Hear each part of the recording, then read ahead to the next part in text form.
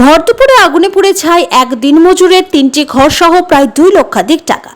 অগ্নিকাণ্ডটি ঘটেছে আজ শুক্রবার দুপুর 1টা নাগাদ হরিশ্চন্দ্রপুর 2 নম্বর ব্লকের ভালুকা বাজার এলাকায়।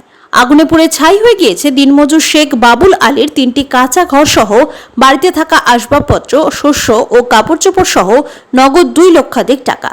সর্বস্ব হারিয়ে খোলা আকাশের নিচে ঠাঁই নিয়েছে পরিবারটি। স্থানীয় সূত্রে জানা গিয়েছে এই সময় বাড়িতে পুরুষ মানুষ কেউ ছিল না। সকালে নামাজ পড়তে গিয়েছিল সবাই। বাড়িতে ছিল একমাত্র বাবুলের স্ত্রী। হঠাৎ করে বাড়িতে আগুন ধরে যায়। স্থানীয়রা ছুটে এসে আগুন নিয়ন্ত্রণে হাত লাগান। তাদের ঘণ্টাখানেকের প্রচেষ্টায় আগুন নিয়ন্ত্রণে আনে। আগুনের উৎস কি সেটা কেউই বলতে পারছে না। और कई दिन हुआ घर खड़े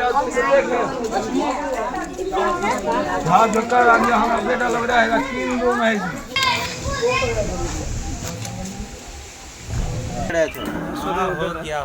कर दिया জুম্মার সময় 1 থেকে 1:30টার সময় তো সবাই নামাজ পড়তে চলে গেছিল। বাড়িতে কেউ নাই, মা ছিল একলাই।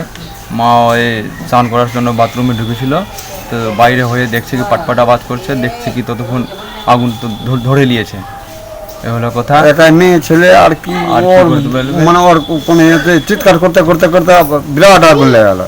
তারপরে 2টা খাট ছিল, শোকেস ছিল, মিট কেস ছিল, আলনা ছিল, গাছ কাটার মেশিন ছিল, আরও অনেক বিভিন্ন সব সামান ছিল। টাকাও ছিল, কিছু টাকা, চানি সব ছিল। সব কিছু জ্বলে একদম জ্বলে পুড়ে ছাই হয়ে গেছে। তো মোটামুটি 2.5 লাখ টাকার উপরে আমার খরচা হয়েছে, পুড়ে ছাই হয়ে গেছে। এই হলো কথা। সরকার থেকে আবেদন আছে কি আমাদের কিছু সাহায্য চাই। আমরা গরিব মানুষ আছি, খেটে কোনো রকম করে খাই, এটাই আবেদন।